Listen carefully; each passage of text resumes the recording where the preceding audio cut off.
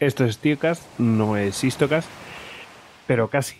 Es pues el formato que tenemos en verano y bueno, ya habéis escuchado unos cuantos. Y hoy os voy a hablar de un sitio que está cerca de Pamplona. Bueno, yo creo que a unos 40 minutos, bueno, entre 40 y 50 minutos, por ahí. El sitio del que os voy a hablar es el Castillo de Javier. Así, literal, de Javier.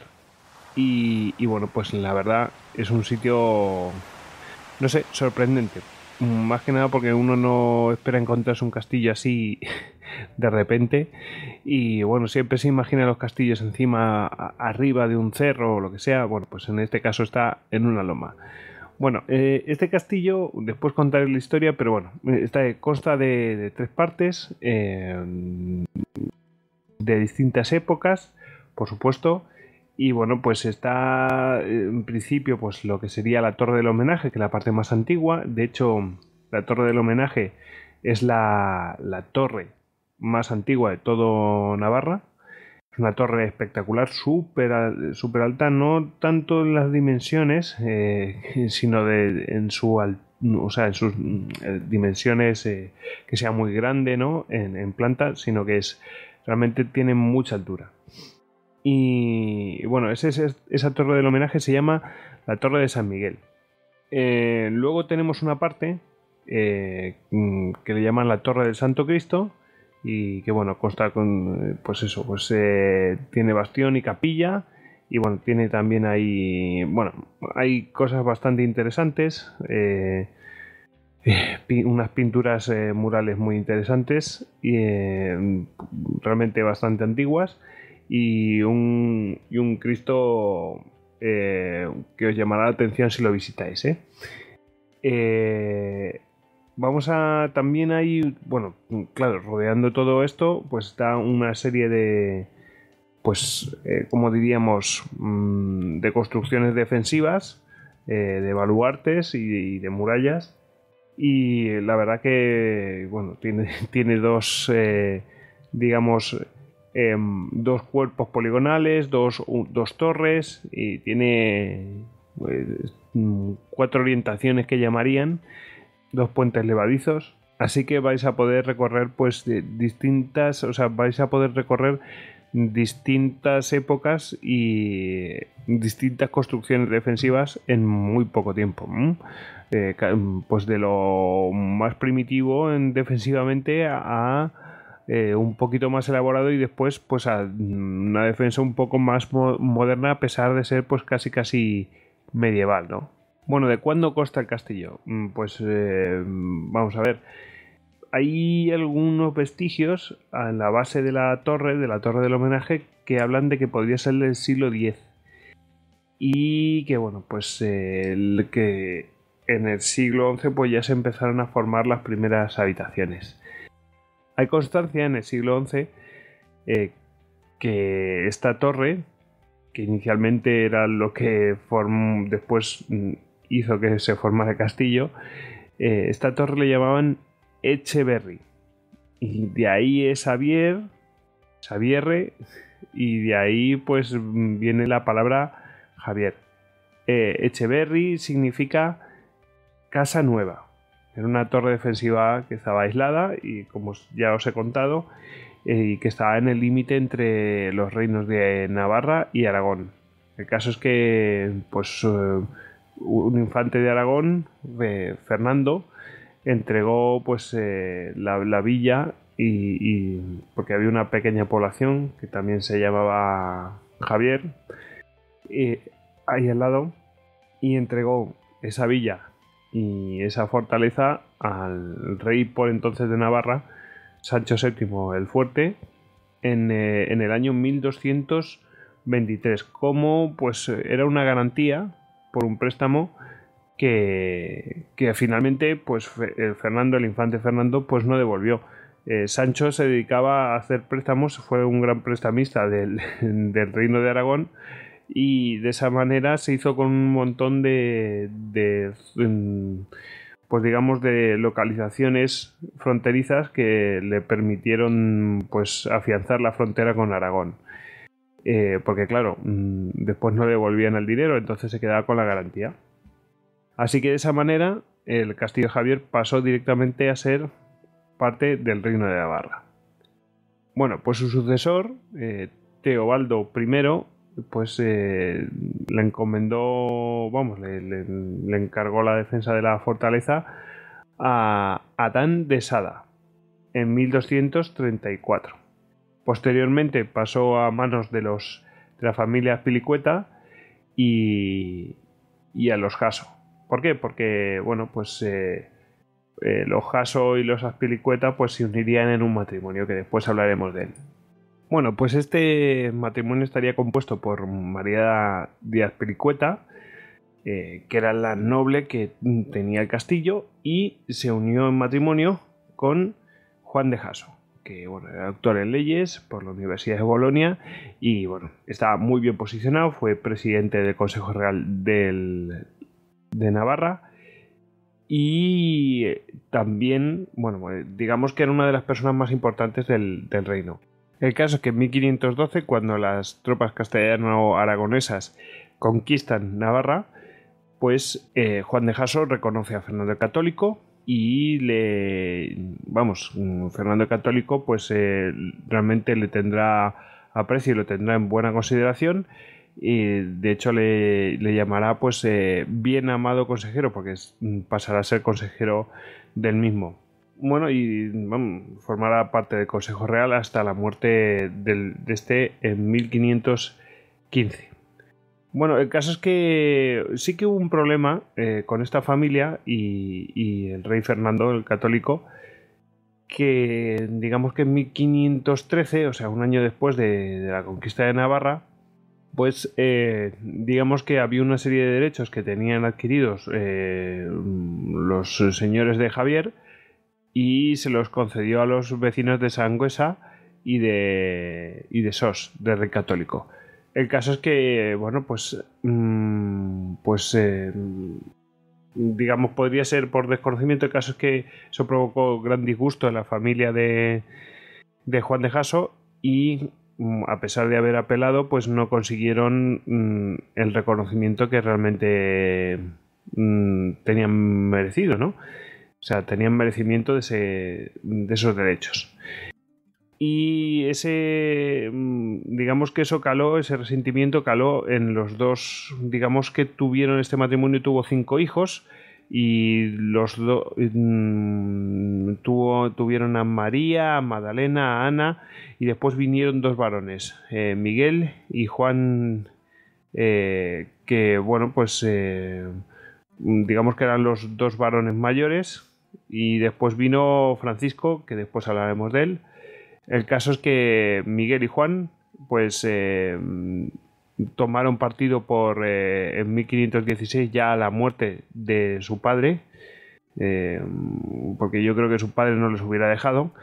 En 1515, recordad, murió Juan de Jaso y le sucedió Miguel y Juan. Y Miguel y Juan tomaron parte pues por un partidario de retomar el reino de Navarra y, vamos, pues quería recuperar el reino.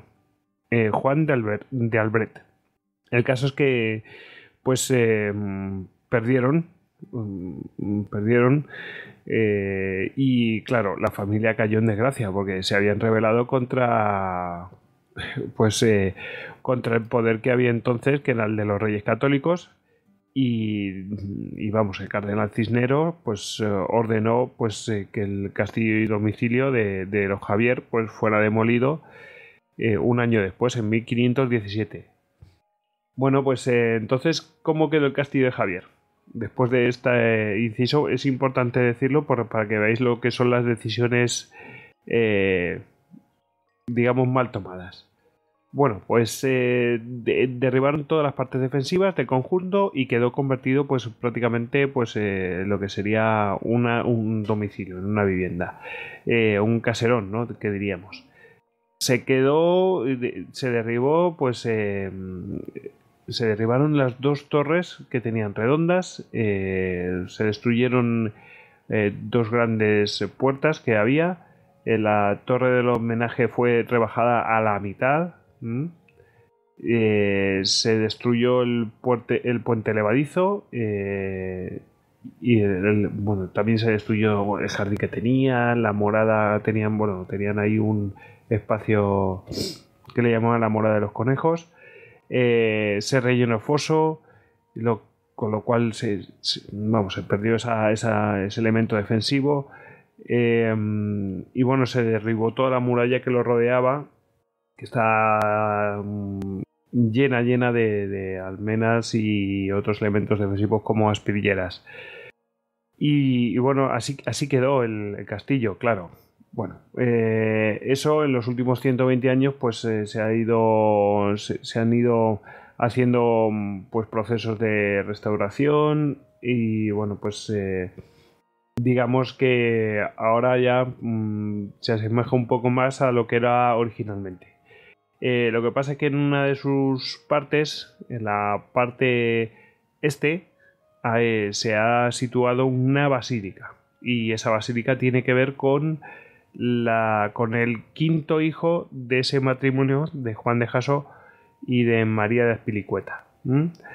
Bueno, pues ese quinto hijo es un ilustre persona de nuestra historia, que se llama Francisco Javier.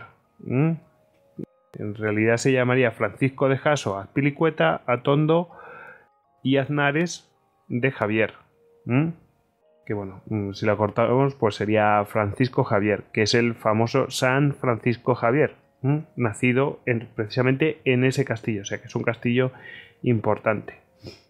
Bueno, pues este Francisco Javier fue como ya he dicho, el quinto y último, el menor de los hermanos de la familia formada por Juan de Jaso y María de Azpilicueta. Y bueno, pues allí pues nació, tuvo su infancia y su juventud. Bueno, pues el caso es que a los 19 años se le encomendó, pues toda la familia decidió que tenía que estudiar, así que marchó a París y estudió filosofía en la Sorbona. Allí conoció a Íñigo de Loyola, que sería más conocido después como San Ignacio de Loyola, y bueno, a él y a un compañero pues realmente les transformó y les cambió la vida. El caso es que bueno, pues le sufrió una completa transformación interior, ¿no? Y bueno, pues le llevó a cambiar el rumbo de su vida, porque él realmente lo que quería era el reconocimiento para su familia y bueno, pues estaba a otra cosa, y porque digamos que esa decadencia de la familia pues todavía se seguía notando, aunque a los dos hermanos que habían sido condenados a muerte, sus dos hermanos mayores habían sido condenados a muerte, pues al final la pena fue perdonada. Y bueno, se les reconoció, se les recuperó, pero ya habían perdido los vecinos de los alrededores, que no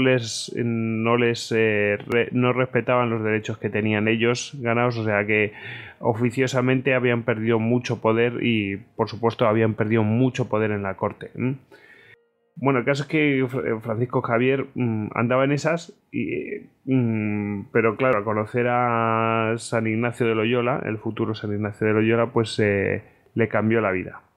El caso es que al final el Papa pues incluso le encomendó la misión de extender la fe católica por los territorios conocidos por el reino de Portugal, es decir, hasta donde había llegado el reino de Portugal, pues allí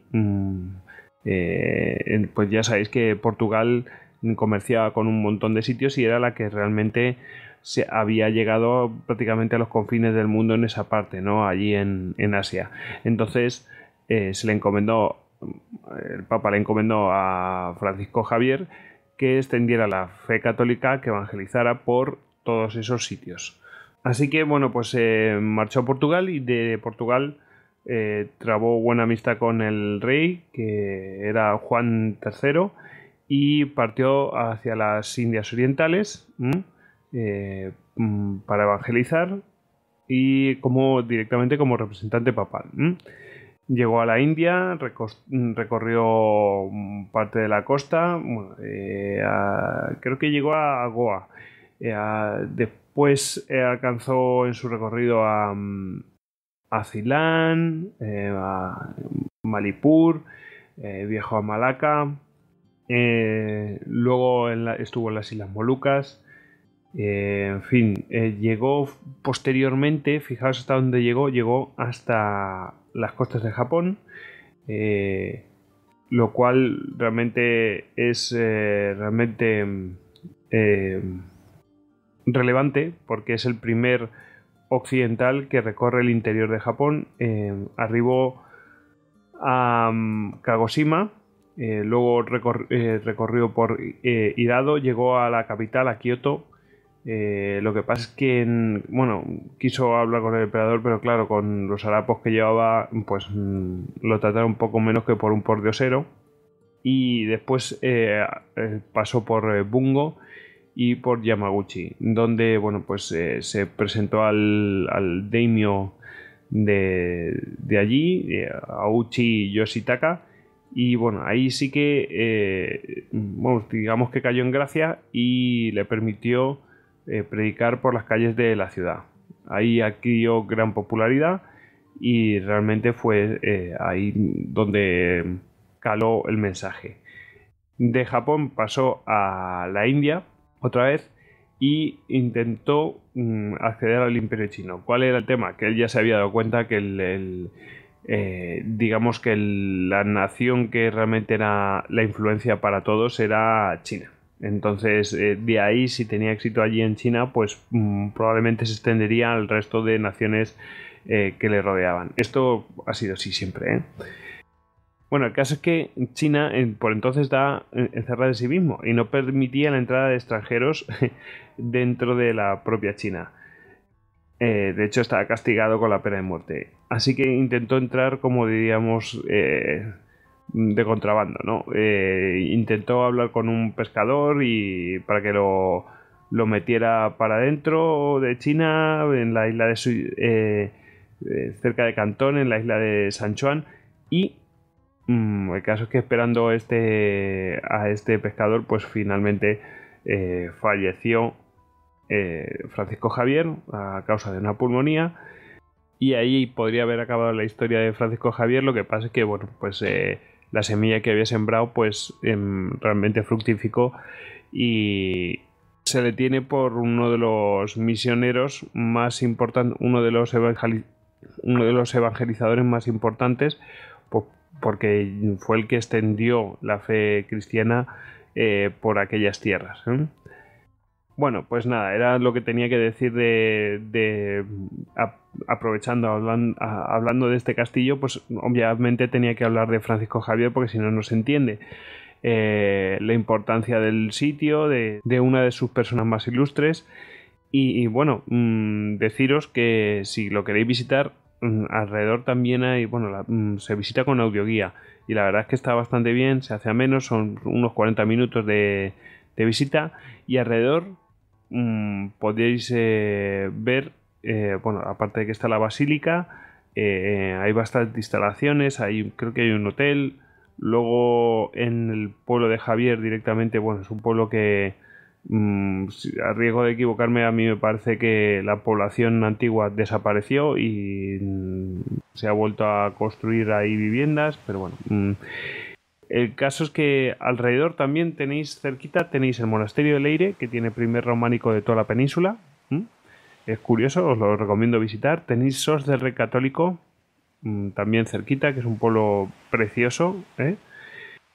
Y yo creo que con esas cosas tenéis para un día enterito, ahí para que veáis. También tenéis la Foz de Lumbier, que es una pequeña hoz hecha por el agua con la roca caliza, y yo creo que así tenéis una pequeña visita desde Pamplona muy, muy amena.